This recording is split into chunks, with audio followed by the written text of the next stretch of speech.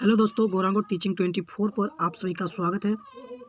आज हम लोग क्लास 9th का ज्योग्राफी चैप्टर 1 को लेकर आ चुके हैं। क्लास 9th का चैप्टर 1 में हम लोग को दिया हुआ है भारत आकार और स्थिति, यानी कि भारत के आकार और स्थिति के बारे में हम लोग जानेंगे बहुत ही विस्तार पूर्वक से, एक एक कर। और वीडियो के शुरू से लेकर अंत तक बने रहें। तो चलिए हम लोग शुरू करते हैं। तो पहला है, भारत विश्व की प्राचीनतम संस्कृतियों में से एक है। भारत क्या है? विश्व की प्राचीनतम संस्कृतियों में से एक है। सबको पता है कि भारत जो है विश्व की प्राचीनतम संस्कृतियों में से एक है।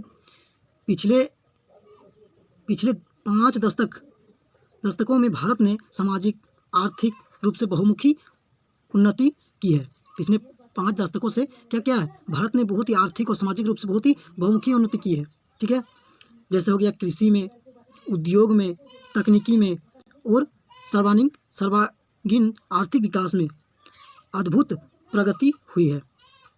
भारत का विश्व में इतिहास में भी महत्वपूर्ण योगदान रहा है। आप सभी जानते हैं कि भारत विश्व में इतिहास में भी महत्वपूर्ण योगदान दिया है भारत ने। चलिए, ये तो हमारा था परिचय। यहाँ तक हमारा परिचय दिया हुआ था कि हम लोग पढ़े कि भारत किस प्रकार से इस समय है, वर्तमान में कैसा है, इसके बारे में हम लोग थोड़ा सा परिचय पढ़ें।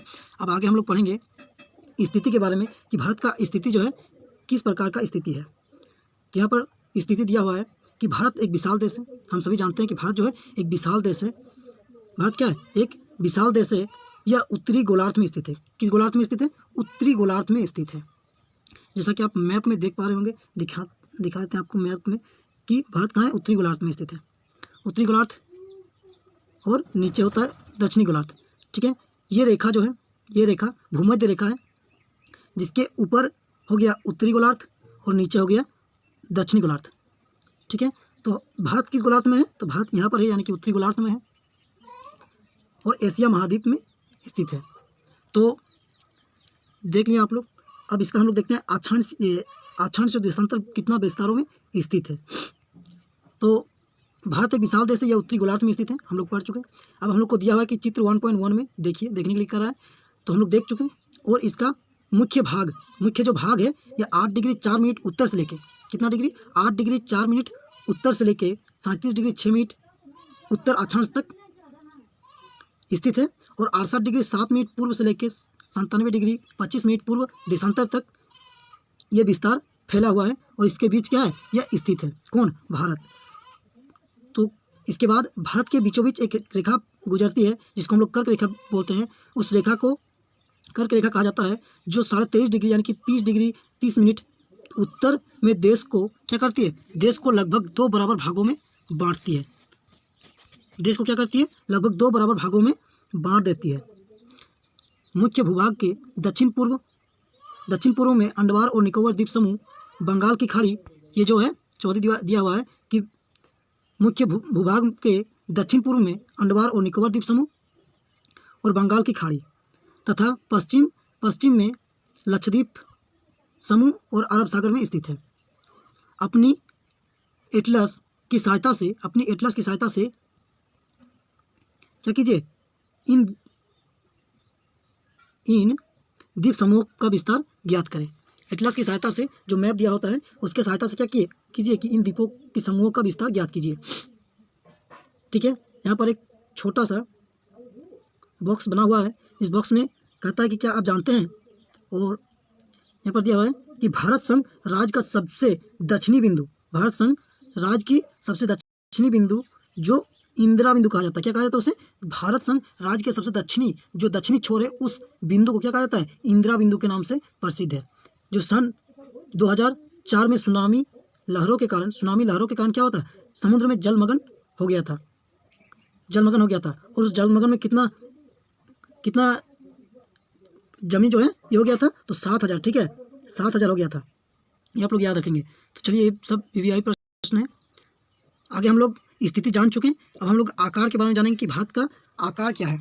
अब आकार दिया है कि भारत के भूभाग का कुल क्षेत्रफल लगभग 32.8 लाख वर्ग किलोमीटर है। 32.8 लाख वर्ग किलोमीटर जो है भारत का भूभाग है, जो कि भारत का क्षेत्रफल विश्व के कुल भौगोलिक क्षेत्रफल का कितना प्रतिशत है? भौगोलिक क्षेत्रफल का कितना प्रतिशत है?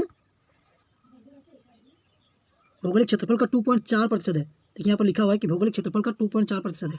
इन सभी का आप लोग क्या करेंगे, नोट कर लेंगे।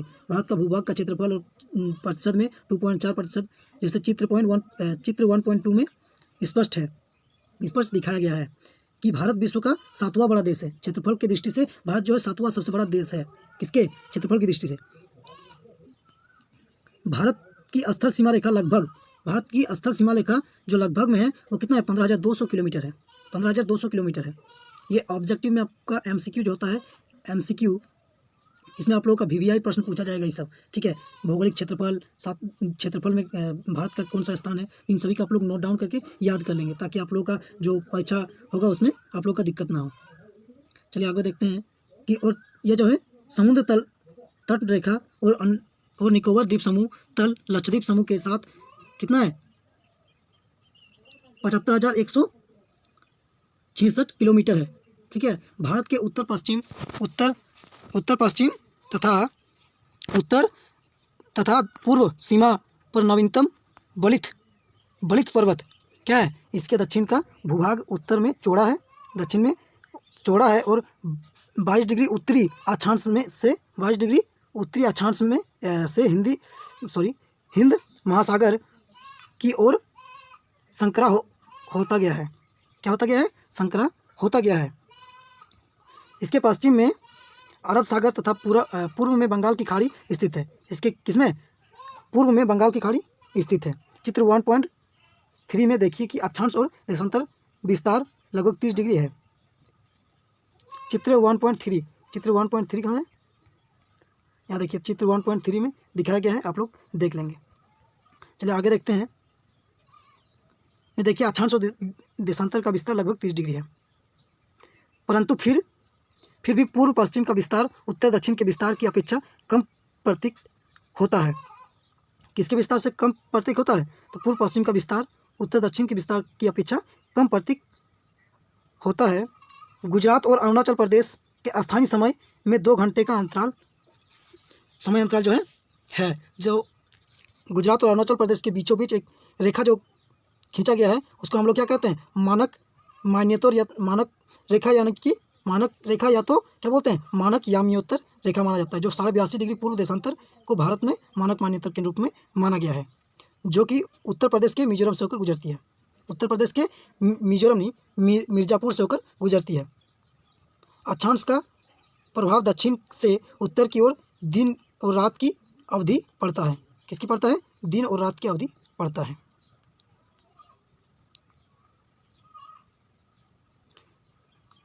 ठीक है, अब हम लोग यहाँ पर देखेंगे कि भारत तथा विश्व। भारत भूखंड एशिया महाद्वीप के पूर्व और पश्चिम के मध्य में स्थित है। भारत भूखंड एशिया महाद्वीप के पूर्व और पश्चिम के मध्य में स्थित है। भारत जो कहाँ स्थित है? पूर्व और पश्चिम के मध्य में स्थित है। एशिया महाद्वीप के पूर्व और पश्चिम के मध्य में स्थित है। भारत भूखंड एशिया महाद्वीप का दक्षिणी विस्तार है। किसका विस्तार है? दक्षिणी विस्तार है हिंद महासागर, जो कि पश्चिम में यूरोपीय देशों और पूर्वी एशियाई देशों को मिलाता है। एशियाई देशों को क्या करता है? मिलाता है। भारत को केंद्रीय स्थिति प्रदान करता है। भारत को क्या करता है? केंद्रीय स्थिति प्रदान करता है। देखिए दक्षिण का पठार हिंद महासागर में शीर्ष पर्वत फैला हुआ है और पश्चिम एशिया, अफ्रीका और यूरोप के देशों के साथ साथ पूर्वी एशिया के देशों से भी पूर्वी तट के माध्यम से निकटतम संबंध बनाए हुए हैं। हिंद महासागर में किसी भी देश की तटीय सीमा भारत जैसी नहीं है। भारत की इसी महत्वपूर्ण स्थिति के कारण एक महासागर का नाम इसके नाम पर रखा गया है। इसके बाद फिर एक छोटा सा बॉक्स दिया है। ये सभी जो है बीच का प्रश्न है। इन सभी प्रश्न को VVI प्रश्न है, जो आप लोग का एग्जाम में बहुत बार पूछा जा चुका है। तो इन सभी क्वेश्चनों को आप लोग नोट डाउन कर लीजिए। देखिए यहाँ पर जो पहले हम लोग क्वेश्चन को बताया कि सन 1869 में स्वेज नहर के खुलने से भारत और यूरोप के बीच कितनी दूरी कम हो गई थी? तो 7,000 दूरी कम हो गई थी। ठीक है, 7,000 किलोमीटर दूरी कम हो गई थी। तो ये सभी बहुत ही महत्वपूर्ण क्वेश्चन है, आप लोग इसे नोट डाउन कर लेंगे। यहाँ पर देखिए प्रति 10 लाख की वर्ग किलोमीटर यहाँ पर एक दिया है। तो इसमें दिया है कि किसका क्षेत्रफल ज़्यादा है और किसका कम है। डायग्राम जैसा। इस डायग्राम में दिया हुआ है कि देखिए रूस की जो जनसंख्या है, ये क्षेत्रफल है, तो क्षेत्रफल जो है रूस की सबसे ज़्यादा रूस की है प्रथम, और रूस के बाद कनाडा में आता है, इसके बाद संयुक्त राज्य अमेरिका, इसके बाद चीन, ब्राज़ील, ऑस्ट्रेलिया, इसके बाद भारत, यानी कि 7वां नंबर पे जो आता है, 7वां नंबर पे वो कौन आता है? भारत आता है आपका। ठीक है, तो भारत जो है 7वां नंबर पर क्षेत्रफल की दृष्टि से आता है। तो इन सभी को आप लोग पढ़ लेंगे। विश्व के 7 बड़े देश क्षेत्रफल की दृष्टि से। यहाँ पर एक मैप दिया है, भारत का मैप, जो आप लोग देख पा रहे होंगे। यहाँ पर आप लोग हम दिखा दे रहे हैं रेखाओं के बारे में, कुछ रेखाएं दिया गया है इसमें। देखिए ये जो सीधा रेखा खींचा गया है, ये रेखा इधर सीधा जो खींचा गया है, इस रेखा को बोलते हैं मानक मान्यतर।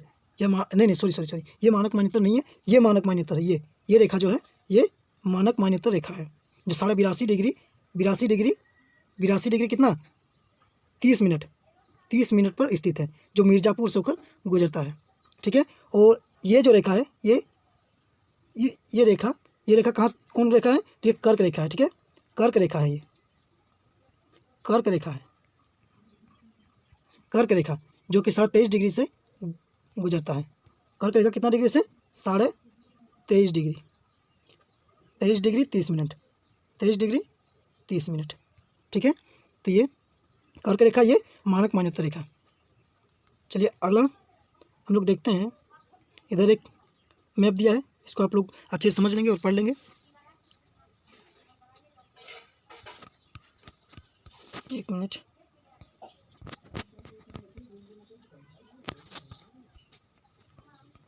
अब हम लोग यहाँ पर पढ़ेंगे कि भारत का विश्व के देशों के साथ संपर्क युगों पुराना है। भारत का जो विश्व के साथ संबंध था वो क्या है? युगों पुराना है। बहुत ही पुराने समय से ये संबंध था, संपर्क था। परंतु यह संबंध समुद्री जलमार्गों के अपेक्षा भूमार्गों से होकर था। किस मार्गों से था? जलमार्गों की अपेक्षा से नहीं, जलमार्गों से नहीं जाया जाता था उस टाइम भू भागों से होकर था। ठीक है, उस टाइम ऐसे ज़मीन से ही जाते थे। पर्वत के दर्रों से अनेक यात्री प्राचीन, थोड़ा जूम कर लेते हैं, अनेक यात्री प्राचीन काल में भारत आए थे। अनेक यात्री जो है पर्वत के दर्रों के अनेक यात्री प्राचीन काल में भारत आए थे, जबकि समुद्र मार्ग बहुत समय तक ज्ञात नहीं थे। तब समुद्र मार्ग जो था, समुद्र का रास्ता उसे ज्ञात नहीं था तब। ठीक है, इन मार्गों से प्राचीन समय से विचारों और वस्तुओं का आदान प्रदान होता रहा है। भारत का पश्चिम, मध्य और पूर्वी एशिया तथा दक्षिण एशिया के पड़ोसी देशों के साथ एक अद्भुत संपर्क रहा है। इसी प्रकार उपनिषदों के विचार, रामायण तथा पंचतंत्र की कहानी, भारत अंग एक दशमलव प्रणाली आदि संसार के विभिन्न भागों तक पहुंच सके। मसाले, मलमल आदि कपड़े तथा व्यापार के अन्य सामान भारत से विभिन्न देशों को ले जाए जाते थे। भारत से जैसे हो गया मसाले, मलमल आदि कपड़े व्यापार के लिए क्या जाता था? भारत से लेके जाया जाता था। इसके विपरीत यूनानी स्थापत्यकला तथा पश्चिम एशिया की वास्तुकला के प्रतीक मीनारों तथा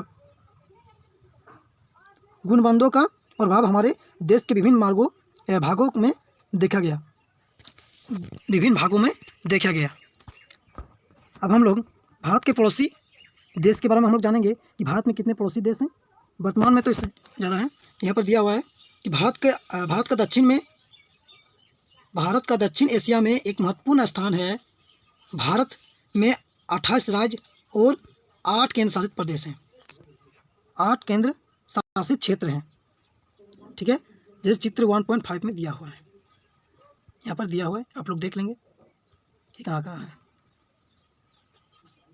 भारत की भूमि की सीमाएं उत्तर पश्चिम में पाकिस्तान, ये पड़ोसी देश दिया हुआ है कि भारत की भूमि की सीमाएं उत्तर पश्चिम में पाकिस्तान और अफगानिस्तान के साथ, उत्तर में चीन को तिब्बत भी कहा जाता है, तो नेपाल और भूटान के साथ, तथा पूर्व में म्यांमार व बांग्लादेश के साथ। इसके बाद फिर एक बॉक्स दिया है जिसमें कहा गया है कि सन 1947 से पूर्व भारत में 2 प्रकार के राज्य थे, प्रांत और रियासत। वायसराय द्वारा नियुक्त अंग्रेज विधि अधिकारी प्रांतों पर शासन करते थे और रियासतों का शासन स्थानीय शासकों द्वारा पैतृकता के आधार पर अंग्रेजी शासकों की प्रभु सत्ता मानकर स्वायत्त से किया जाता था। ठीक है, ये सब आप लोग याद कर लेंगे, बहुत ही महत्वपूर्ण है। यहाँ पर एक और दिया है भाई। अच्छा है, दक्षिण में समुद्र पार हमारे पड़ोसी 2 द्वीप समूह राष्ट्र श्रीलंका और मालदीव है।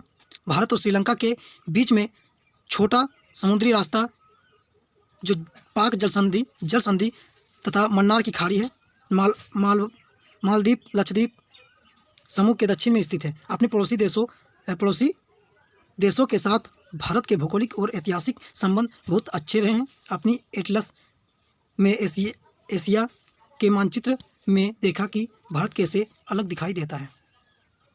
ठीक है, और यहाँ पर एक फिर बॉक्स दिया हुआ है जिसको आप लोग पढ़ लेंगे, और कुछ अभ्यास के लिए प्रश्न दिया हुआ है। तो हम लोग थ्योरी को भी नहीं पढ़ेंगे, थ्योरी का अगले वीडियो में आप लोगों को दिखा देंगे। हम लोग यहाँ पर जो ऑब्जेक्टिव टाइप का क्वेश्चंस दिया हुआ है, इन क्वेश्चंस को आप लोगों को बता देते हैं। इनमें से एक क्वेश्चन आप लोगों को बताना है कमेंट में। तो पहले आप लोग हम बता देते हैं क्वेश्चंस का जवाब। ठीक है, कर्क रेखा किस राज्य से नहीं गुजरती? तो कर्क रेखा कितने राज्य से गुजरती है? 8 राज्य से गुजरती है। ठीक है, यानी कि 8 राज्य में राजस्थान से भी गुजरती है, छत्तीसगढ़ से भी गुजरती है, त्रिपुरा से भी गुजरती है। ठीक है, लेकिन आपका उड़ीसा से क्या होती है? नहीं गुजरती है। यानी कि इसका राइट आंसर क्या हो जाएगा? इसका राइट आंसर हो जाएगा ख, उड़ीसा से नहीं गुजरती है। ठीक है, तो उड़ीसा इसका सही उत्तर हो जाएगा। चलिए अगला क्वेश्चन हम लोग देखते हैं। अगला क्वेश्चन क्या है? भारत का सबसे पूर्वी देशांतर कौन सा है? सबसे पूर्वी देशांतर कौन सा है? तो आप लोगों को पहले ही बताएं, सबसे पूर्वी देशांतर जो है 97 डिग्री 25 मिनट पूर्व है, यानी कि ऑप्शन क इसका सही हो जाएगा। अगला है उत्तराखंड, उत्तर प्रदेश, बिहार, पश्चिम बंगाल और सिक्किम की सीमाएं किस देश को छूती है? तो किस देश को छूती है?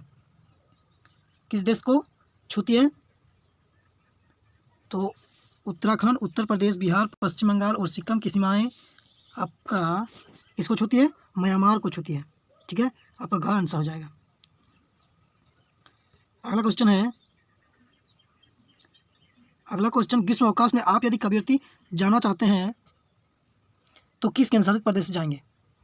तो किस केंद्रशासित प्रदेश से जाएंगे? तो लक्षद्वीप केंद्रशासित प्रदेश से जाएंगे। ठीक है, क्योंकि उस टाइम उधर क्या होता है, थोड़ा ठंडा टाइप का रहता है, ठंडा रहता है इसलिए। ठीक है, इसके बाद अगला 5वां क्वेश्चन जो है, ये क्वेश्चन को आप लोगों को कमेंट में बताना है कि इसका आंसर क्या होगा। मेरे मित्र एक ऐसे देश के निवासी है जिस देश की सीमा भारत के साथ नहीं लगती। आप बताइए वो कौन सा देश है? आप इसको देख लीजिए, पहले आपको पढ़ा चुके हैं कि भारत की सीमाएं किस देश से लगती है और किन देश से नहीं लगती है। आप लोग देख लेंगे, यहाँ पर ऑप्शन में दिया हुआ है भूटान, ताजिकिस्तान, बांग्लादेश, नेपाल। ठीक है, और इसको कमेंट में बताना है। चलिए आज के लिए इतना ही, और अगले वीडियो में मिलते हैं एक नया अध्याय, नया चैप्टर को लेके। ठीक है, इसको हम लोग ख़त्म कर दिए मात्र आपका 24 मिनट में। आधा घंटा का वीडियो में आप लोग को एक पूरा चैप्टर जो है ख़त्म हो चुका है। और वीडियो अच्छा लगा हो तो लाइक और ज़्यादा से ज़्यादा शेयर करें, और चैनल को अभी तक सब्सक्राइब नहीं किए हैं तो सब्सक्राइब कर लें, ताकि कोई भी नया वीडियो छोड़ा जाए तो आप तक जल्दी से जल्दी पहुंच सके। चलिए, थैंक यू।